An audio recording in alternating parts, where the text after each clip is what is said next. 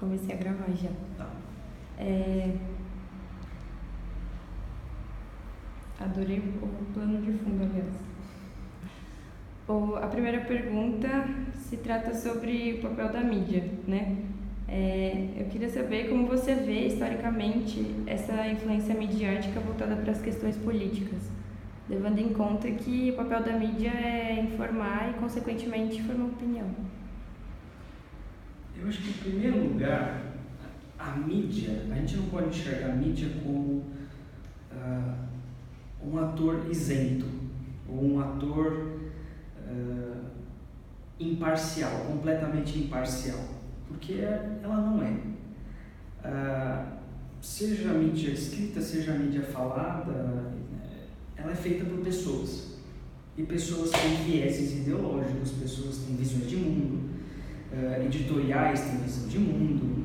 Então, a mídia, essa ideia meio utópica de que a mídia deve ser completamente imparcial e que a mídia não deve exprimir as suas opiniões, isso aqui, ela é um pouco difícil de ser atingida na medida em que eu não acredito que a mídia possa ser completamente imparcial, porque ela é feita por seres humanos que têm suas próprias visões de mundo e que eles vão colocar essas visões de mundo, querendo ou não, né? Seja de maneira mais direta ou seja de maneira menos direta, de maneira até inconsciente. E não existe política sem mídia. O modo de fazer político dos últimos 200 anos, de toda a nossa era contemporânea, ela envolve necessariamente a mídia. Elas são coisas indissociáveis, né? A mídia pode se tornar também um ator político. A mídia pode influenciar e decidir resultados de eleições, ou pender para um candidato mais do que o outro, etc. Né? A centralidade da mídia é muito importante historicamente, porque ela faz parte da própria sociedade. Ela, ao mesmo tempo que ela descreve a sociedade, ela também faz parte da sociedade. Então é um pouco irreal imaginar que ela está descolada desse processo, porque a mídia registra o discurso político, mas ela também é receptora do discurso político. E ela pode até representar um fazer político muito próprio. Então, historicamente, eu não acredito que dê para separar as duas coisas. Eu não acredito que a imparcialidade seja algo alcançável. É claro que existem jornalistas, bons jornalistas, que colocam os fatos, as evidências acima dos seus interesses pessoais ou acima das suas visões de mundo. Tem jornalistas muito bons que conseguem fazer isso. Mas, de qualquer maneira, eles vão estar sempre mais simpáticos a uma causa do que a outra, e eu não acredito que isso seja necessariamente um problema. Isso faz parte dos discursos existentes. Cabe ao leitor ou ao telespectador ou ao ouvinte fazer a crítica necessária diante dos discursos diferentes, ou diante da maneira como determinada mídia expõe uma notícia, ou expõe um fato, coloca essas informações e não essas evidências e não essas, etc. Eu acho que são coisas um pouco indissociáveis. Lindíssimo, falou tudo. E quais os momentos históricos em que essa influência se mostrou mais presente? Eu acho que depende muito do tipo de mídia que a gente está falando, porque novas tecnologias criam novos problemas, né, e criam novas coisas a se resolver. O século XIX, grosso modo, foi o século do jornal, das revistas. Eu não acho que exista também... os últimos 200 anos mostraram que a mídia exerce um papel fundamental, né? Independente da mídia, ela tem uma resposta muito diferente. O jornal, as revistas, que existem desde o século XIX até um pouco anterior, elas demoravam muito mais para atingir o público. Então, o contato do leitor com com a notícia, o contato do leitor com aquele fato a ser noticiado, ele era muito mais mediado pela mídia existente. Ou seja, o jornal trazia, claro, os seus vieses ideológicos também, seja ele republicano, seja ele imperial, qualquer que seja, ele funciona como mediador entre a pessoa que vai falar e a pessoa que vai escutar. O século XX foi o século do rádio, basicamente. Até a primeira metade do século XX foi do rádio. O rádio entrou na década de 20 na casa de milhões de brasileiros, e na década de 30 explodiu muito mais, e é uma outra forma de comunicação, uma outra forma de fazer chegar a mensagem, né? E muito mais rápido do que o jornal, muito mais rápido do que as revistas, porque o fulano não tem que esperar até o dia seguinte para ouvir o que ele tem que ouvir, ele pode ouvir imediatamente algum noticiário, alguma coisa do gênero. A segunda metade do século XX, a televisão começou a ganhar muito espaço, e aí uma nova mídia começou a ser fundamental, né? Porque se até metade do século XX, a primeira metade do século XX, a disposição das casas, das residências, os sofás e tudo mais era voltado para a mesinha onde estava o rádio, essa disposição se manteve, só que em vez do rádio substituiu pela TV, né? Que é a mesma disposição de móveis que nós usamos hoje em dia. Então a televisão passou a ser central, metaforicamente e literalmente, porque é nela que se dirigem todos os móveis da casa, né? Ou seja, assistir a televisão se torna fundamental para descobrir o mundo. Então, claro que o jornal vai continuar tendo uma existência, o rádio vai continuar tendo existência, como tem até hoje. E hoje, no século XXI, é a internet. É uma outra mídia que gera novos problemas e que gera novas questões e que traz outros questionamentos, outros debates, etc, etc. Então, eu não acho que existiu um momento em que isso foi maior ou menor. Eu acho que as diferentes mídias trouxeram relações diferentes entre quem está escutando a notícia, né, e o falante. Claro que com a internet as coisas são infinitamente mais rápidas, a gente consegue ter uma noção do que está acontecendo factualmente no mundo, muito rápido. Por outro lado, a gente perde um pouco da crítica, a gente perde um pouco da noção do que aquilo significa, porque as coisas são muito rápidas, elas mudam muito, e a internet cria essa dinâmica de que você não precisa saber um assunto, você não precisa ter plena noção do assunto, você precisa saber primeiro do assunto, você precisa saber o que está acontecendo, mesmo que você não tenha a menor noção do que aquilo signifique, né? Está tendo uma guerra na Síria, você viu? Nossa, aí vira assunto de almoço de domingo, grupo de família, né? De grupo de família, de coisa assim, que olha, compartilha o link. O que significa isso? Né? É compartilhar uma notícia no Facebook. O fulano compartilha a manchete, está ali a headline, e é só isso, né? Ninguém lê a notícia, quer dizer, não é saber o conteúdo, não é discutir o assunto, não é ter plena ciência do que ele significa, mas é saber o básico, o mais fundamental. Então acho que depende muito de que mídia a gente está falando, né? E isso é muito relevante. O recorte temporal é muito especial nesse caso, porque depende muito da mídia, e cada período teve uma mídia muito particular, né? Teve uma mídia que foi própria do seu tempo. Sim, a gente vai fazer um recorte mais voltado para a época da TV e da internet mesmo. Que é um complicador muito grande. Sim. Cita um caso assim que você, que é bem explícito. Da televisão, por exemplo? Da televisão. Teve o caso Watergate nos Estados Unidos, né, que foi muito noticiado,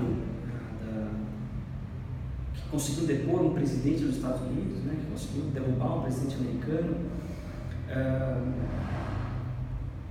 Eu acho que a televisão, aqui no Brasil, é mais complicado porque justamente o período em que a televisão começou a crescer no Brasil foi o período da ditadura militar. Então, era mais limitado, as possibilidades eram mais limitadas, né? Mas a televisão foi uma forma excepcional de propaganda, né, para o governo militar. A Copa de 70 no Brasil é um caso clássico, né, porque pela primeira vez o brasileiro estava conseguindo assistir, eu não sei se é pela primeira vez, mas enfim, uma grande quantidade de pessoas conseguiu assistir a Copa de 70 ao vivo, pela televisão. Né? Se na Copa, na década de 50, as pessoas ainda tinham que escutar o jogo pelo rádio, na década de 70 já existia televisão, as pessoas podiam ver o jogo. Né? E mais interessante do que isso, elas podiam ver os generais, elas podiam enxergar os generais interagindo com o povo, digamos assim. Né? Então, para mim, a televisão foi um veículo muito interessante usado pela ditadura para divulgação e para censura dos seus programas, daquilo que ela queria exibir. Né? Outra coisa foi o Festival da Música, os festivais que eram televisionados ainda em preto e branco, em que o Chico Buarque, Caetano Veloso tocavam, e era uma coisa ainda que tinha um certo sabor revolucionário, mas que censurar aquilo era complicado porque era tremendamente popular. Então tinha aquelas duas coisas, foi um equilíbrio muito sofisticado, eu acho. Para mim essas duas coisas são muito representativas. Agora é uma pergunta mais assim, depende mais da sua opinião, eu acho. Quanto aos posicionamentos políticos, em diversos momentos históricos, a mídia manipula, influencia ou realmente cumpre o seu papel de formar opinião? Eu acho que seria muito simplista da minha parte dizer que ela faz um ou outro. Eu acho que ela faz ambos. O jornalismo é uma coisa muito complexa, muito ampla, ainda mais hoje, né, nessa era digital, em que para você abrir um canal para noticiar alguma coisa é muito simples. Você não precisa nem ser um jornalista formado, você pode ter um blog, você pode ter um canal no YouTube e coisas assim. Então eu não acho que seja uma questão tão simples de responder pendendo para um dos opostos, mas eu acho que a mídia ela é perfeitamente capaz de manipular a vida política. Né? Existem inúmeras evidências, inúmeros casos em que a mídia ou diretamente ou indiretamente tenha manipulado, né, o resultado de uma eleição, tenha manipulado a nomeação de algum ministro. Por exemplo, Maílson da Nóbrega, que foi o ministro da Fazenda do governo Sarney em 88, deu uma entrevista à revista Playboy em 99, dizendo que o Maílson da Nóbrega era secretário da Fazenda e com o afastamento do ministro ele era um novo nome a ser indicado. E deu uma entrevista para o Paulo Henrique Amorim, se não me engano, no Jornal Nacional, também se não me engano, e aquela entrevista teve uma repercussão muito grande. E o Sarney puxou o Maílson na hora e falou: você tem isso tudo em entrevista, né? Ele perguntou: você tem algum problema em falar com o Roberto Marinho? Roberto Marinho quer conversar com você. Roberto Marinho, dono da Globo, isso em 88. E o Maílson falou: não, posso conversar com ele sem problema. Falou que ele foi até a Rede Globo, nos estudos da Rede Globo em Brasília, conversou com o Roberto Marinho, conversou umas 2 horas com ele, e o Marinho disse que estava muito impressionado com o trabalho dele, etc, etc. E quando ele voltou para o gabinete, a secretária falou para ele, para o Maílson, falou: Parabéns por ser ministro. Aí ele falou, como o senhor ministro? Acabou de dar no plantão da Globo. Né? Esse é um dos casos mais explícitos, né? Quer dizer, um oligarca, um chefe de uma família que tem um domínio de uma empresa de mídia, e que o voto dele, ou então a opinião dele, é fundamental para nomear um ministro da Fazenda. Isso é uma manipulação. Se isso não é manipulação, fica difícil de entender o que é manipulação. Né? Mas, por outro lado, se faz jornalismo de qualidade. Eu acredito que o jornalismo no Brasil precisa ainda crescer bastante, porque é um jornalismo pequeno, é um jornalismo que não é investigativo, é um jornalismo que faz perguntas desastrosas. Agora eu tenho acompanhado esses debates, eu tenho acompanhado sabatinas. Eu assisti, a última que eu assisti foi da Globo News com o Ciro Gomes, e eu confesso que eu fiquei besta de ver o nível das perguntas que se fazia para um candidato a presidente da República, tanto para ele quanto para o Bolsonaro. Né? Não se fazia nenhuma pergunta de conjuntura política, de plano de governo, puxava para polêmicas, uma coisa meio de folhetim. Então, assim, eu confesso que eu fiquei muito decepcionado, e muitas vezes eu fico decepcionado com a qualidade do jornalismo brasileiro nesse sentido, né? Não porque as pessoas sejam mal intencionadas, mas porque me parece que não há um objetivo muito claro. É raso, as perguntas são rasas, as perguntas são pequenas, às vezes são ideológicas. Para mim, não dá para situar nenhuma das coisas nesse espectro. Tá. Agora vem as perguntas mais específicas que eu comentei com você. Eu queria que você explicasse resumidamente a Era Vargas e esclarecesse mais ou menos como a mídia foi determinante nesse caso.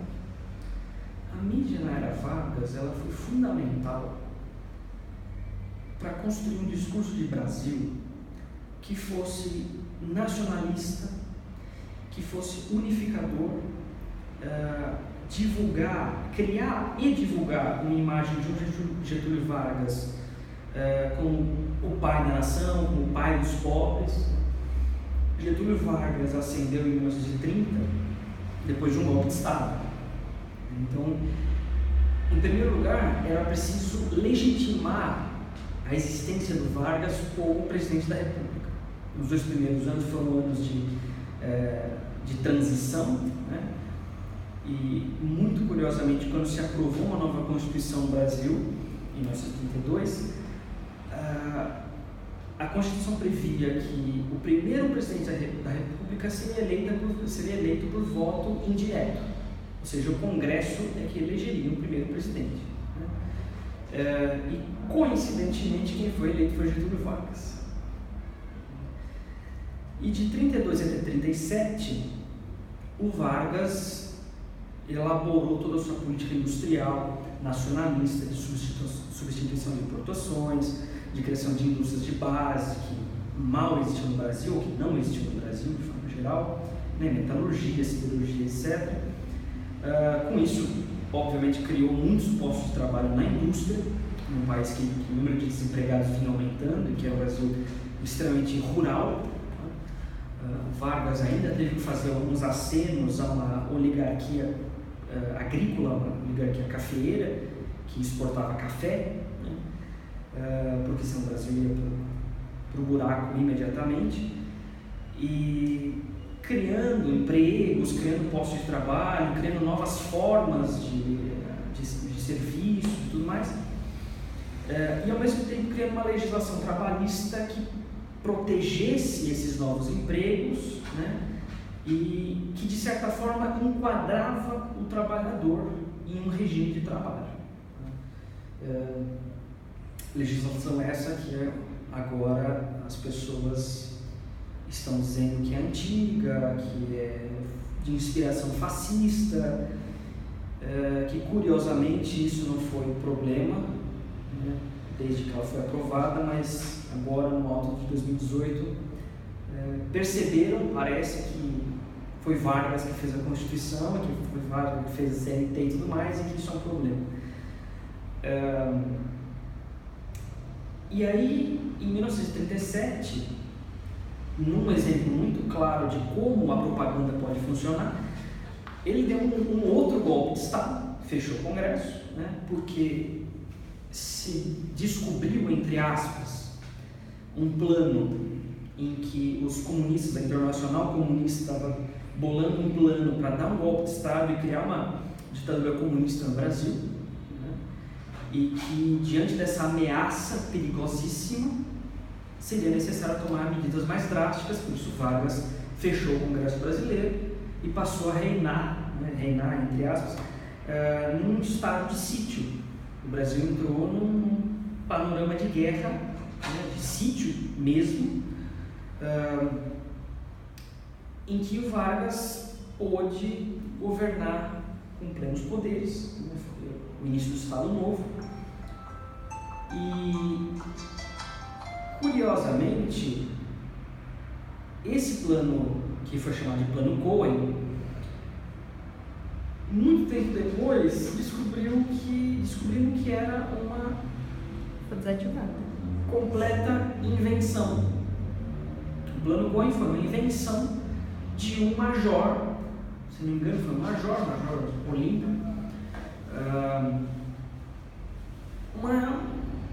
uma criação, uma invenção mirabolante, né, para justificar uma tomada de poder.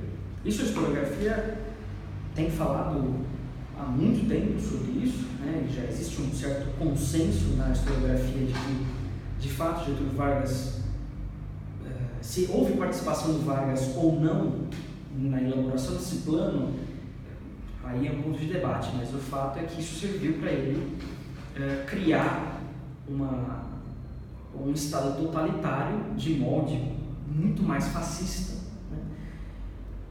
E nisso a mídia teve um papel fundamental, né? O departamento de propaganda do Vargas era uma coisa monumental, era uma coisa importantíssima para manter ele no poder, né? Lembrando que nessa época, na década de 30, o principal veículo de comunicação, a principal mídia, já estava se tornando rádio, né? A Hora do Brasil se tornou, de repente, uma forma inédita no país de um presidente da República entrar na casa dos brasileiros para conversar com eles. Isso era uma coisa bastante inédita, era uma coisa muito que ressoava na cabeça das pessoas, né? Não era incomum que na casa das pessoas, desde de operários até classe média, junto com as fotos da família, houvesse uma foto do Vargas, um retrato do Vargas, o pai dos pobres, o salvador da pátria, etc. E a mídia teve um papel muito fundamental, jornal e rádio, em consolidar essa imagem, em divulgar a imagem de Vargas de pai dos pobres, em consolidar esse apelido de pai dos pobres, né? Desde notícias sobre o próprio Vargas, né, até essas revistas, o Cruzeiro, etc., que eram antepassadas da revista Caras, né, que noticiavam a vida da primeira dama, né, que tipo de vestido a primeira dama usa e tudo mais, e que também se tornou uma espécie de símbolo no Brasil, um símbolo de classe e tudo mais.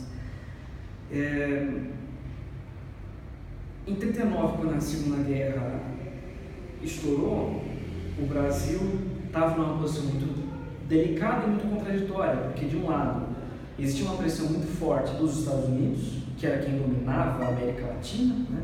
A América Latina sendo o quintal dos americanos. E, por outro lado, Vargas governava de uma maneira que era muito similar aos moldes fascistas que estavam sendo combatidos pelos próprios Estados Unidos na Europa, né? Hitler, Mussolini, Salazar em Portugal, Franco na Espanha. O nome da ditadura portuguesa do Antônio de Oliveira Salazar era Estado Novo. Não é uma mera coincidência, né, que a nossa ditadura varguista também seja chamada de Estado Novo. A guerra teve continuidade até que, em 45, com a derrota de todas as ditaduras de molde nazi-fascista na Europa, quase todas, se tornou insustentável no Brasil manter um governante como Vargas reinando como ditador fascista ou de molde fascista em plena América Latina.